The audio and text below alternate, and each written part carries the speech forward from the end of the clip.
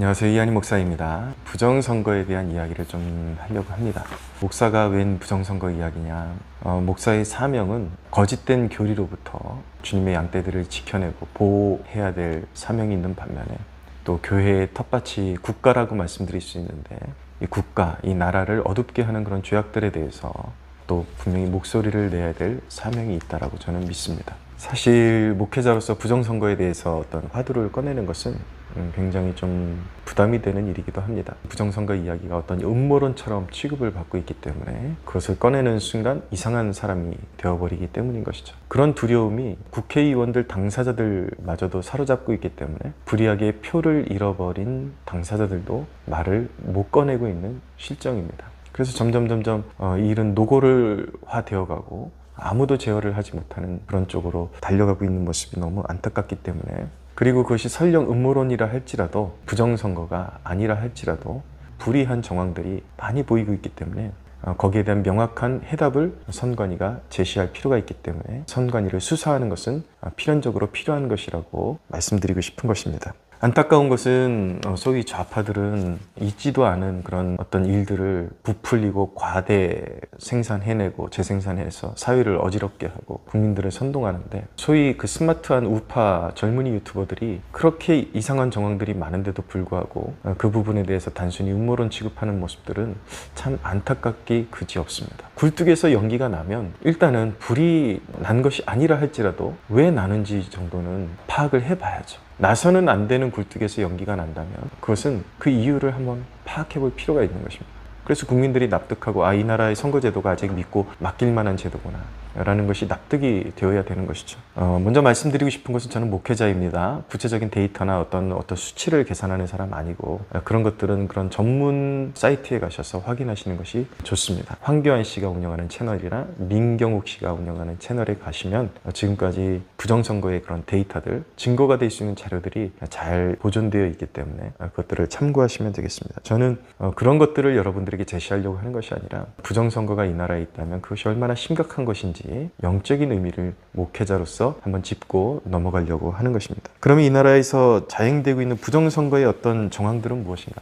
본투표에서는 거반 국민의힘 국회의원들이 다 이겼습니다. 거의 이겼습니다. 근데 그 뒤집어진 것이 보면은 사전투표에서 일정한 비율로 민주당 의원들이 자신들이 지고 있는 그런 표수의 국민의힘 의원들을 극복할 수 있는 어떤 일정한 비율들이 보이면서 그것들이 이제 채워지면서 승리하게 되는, 그것도 역전되게 되는데 어떤 한두 군데의 지역만 그렇게 되는 것이 아니라 상당히 일관되게 많은 지역에서, 거의 많은 지역에서 본투표에서는 국민의힘이 이겼는데 이제 사전투표를 개봉해 보면 어떤 일정한 어떤 값을 누가 설정해 놓은 것처럼 그렇게 역전되는 그림을 보여주고 있다는 것이죠. 한두 군데면 괜찮은데 너무 일정한 비율로 역전이 되는, 그것도 사전투표를 통해서만 그런 일들이 벌어지고 있다는 것은 납득하기가 어려운 것입니다.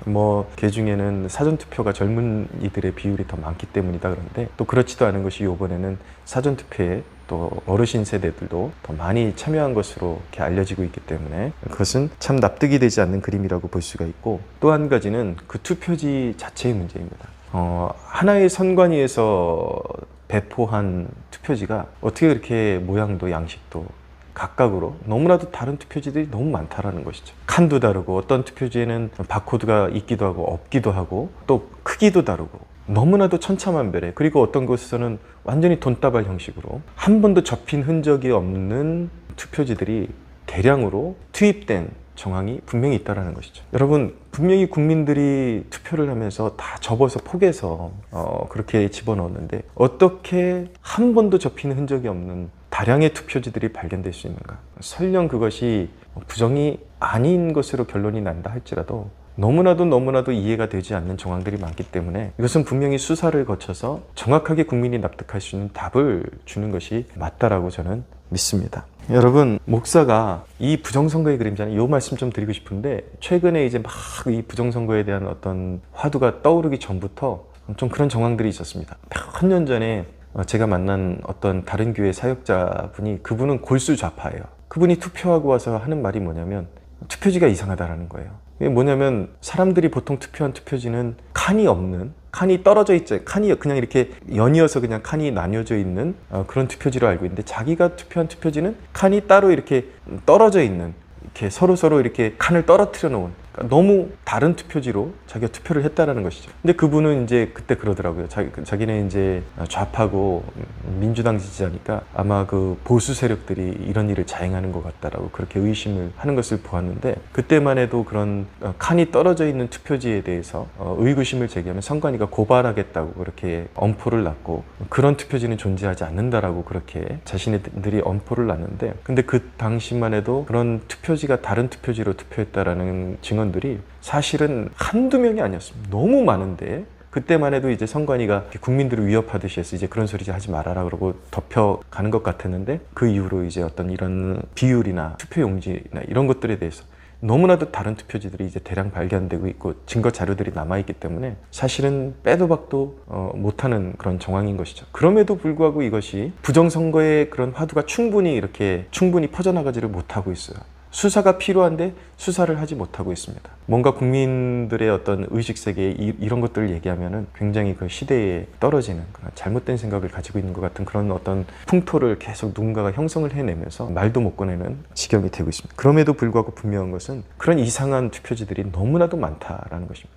우리나라 선거제도에 이런 불결한 그런 정황들이 너무나도 많이 발견되고 있다는 것입니다. 목사로서 부정선거에 관심을 갖는 이유는 이것이 사회 도덕성의 심각한 부패를 말하는 것이기 때문에 그렇습니다. 그것이 하나님의 공의에 분명히 위배되는 것이기 때문에 교자로서 분명히 관심을 가져야 하는 것입니다. 제8계명, 하나님께서 믿는 자들에게 주신, 그리고 10계명은 모든 인류가 받들어야 될 하나님의 원초적인 계명이라고 말씀드릴 수 있습니다. 그 계명 중에 제8계명이 도둑질을 하지 말라는 것입니다. 남의 것을 도둑질해서는 안 된다는 것이죠. 부정선거는 권력을 도둑질해 오는 것입니다. 해서는 안 되는 도둑질을 자행하는 것이죠. 그래서 기독교인들이 관심을 가지고 이 일을 바로잡을 필요가 있는 것입니다. 신명기 25장 13절에 보면 두 종류의 저울을 숨겨두지 말아라. 손에 저울을 숨겨두고 어떤 물건을 팔면서 무게를 속이지 말아라. 거짓말하는 것, 속여서 자기가 취해서는 안 되는 것을 취하는 것은 도둑질하는 것이고 거짓말하는 것이고 하나님의 계명에 위배되는 것이고, 그것은 반드시 심판을 불러오는 것입니다.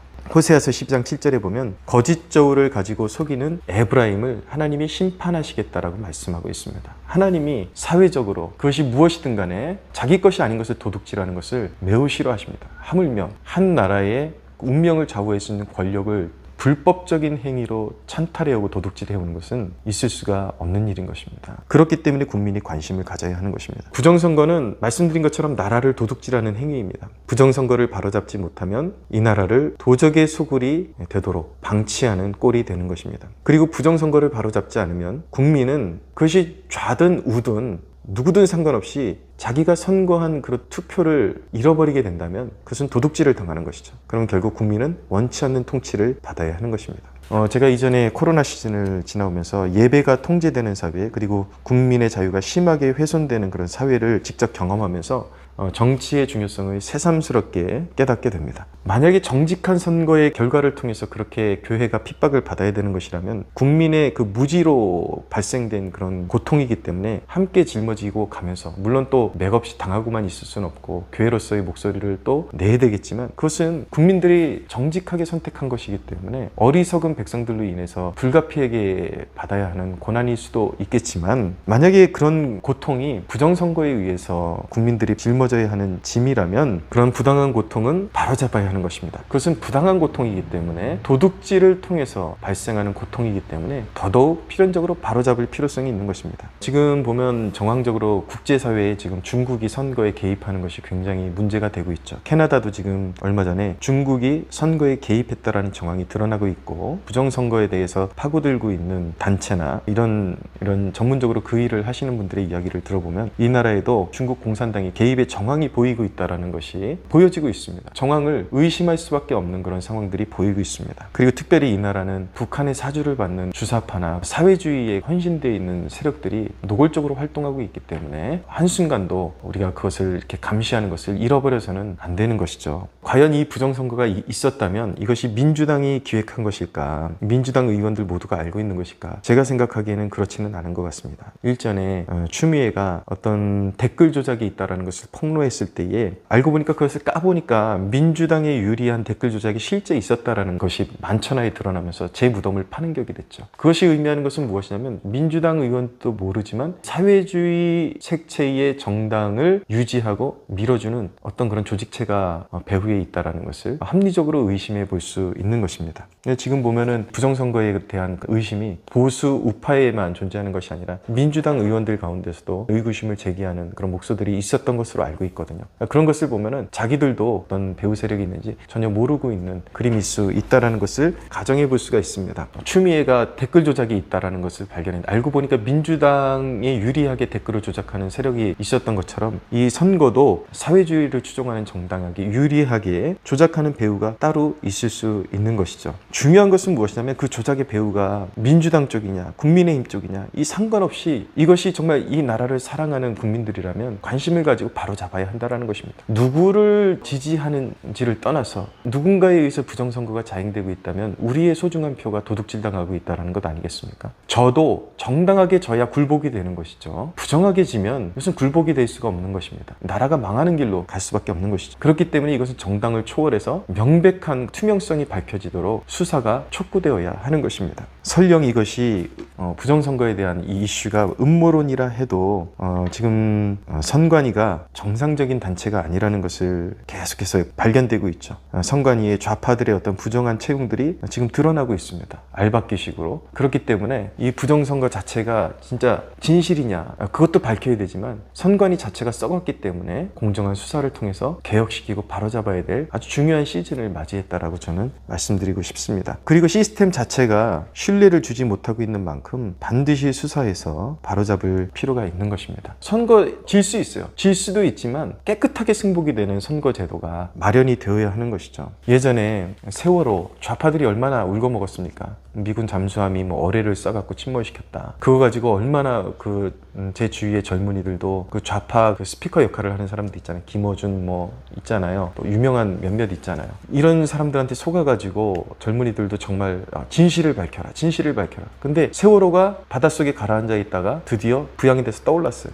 아무런 흔적이 발견되지 않았습니다. 결국은 과학적으로는 수평수에 의해서 그것이 균형이 어그러지면서 침몰한 것이 이제 정설인데 좌파들의 특징은 실체가 올라와도 우긴다라는 것입니다. 근데 여러분 저는 안타까운 것이 이 보수 우파들은 명확하고 너무 냄새가 나는 정황들이 많은데도 불구하고 이것을 공론화시키지도 잘 못할 뿐만 아니라 바로잡지 못한다라고. 여러분 그 좌파들은 음모론도 그렇게 확산시켜서 사회적인 이슈를 만드는데 이것은 부정선거는 너무나도 정황이 많은데도 불구하고 이것을 이슈화시키지 못하고 이것을 바로잡으라는 목소리를 내지 못하는 것은 상당히 많은 문제가 있다라고 생각이 됩니다. 세월호가 떠올라서 정말 거기에 아무런 어뢰 자국이 없구나 그것을 보여준 것처럼 부정선거도 그렇게 하면 되는 것입니다. 공정한 수사를 통해서 정말 거기에 부정이 없었다라면 부정이 없었다라는 깨끗한 결론을 국민들에게 보여주면 되는 것이죠. 그것을 알고 싶은 것이죠. 너무나도 불이한 정황들이 많기 때문에 그런 과정이 반드시 필요하다는 것을 특별히 교회가 인식하고 목소리를 낼 필요성이 있어 보입니다. 부디 원하건대 이 땅에 하나님의 공의가 하수와 같이 흐르도록 기독교인들은 참여할 의무가 있다라고 저는 믿습니다. 많은 관심들 가지고 특별히 기도하면서 이 나라의 선관위가 바로잡히고 부정선거에 대한 그런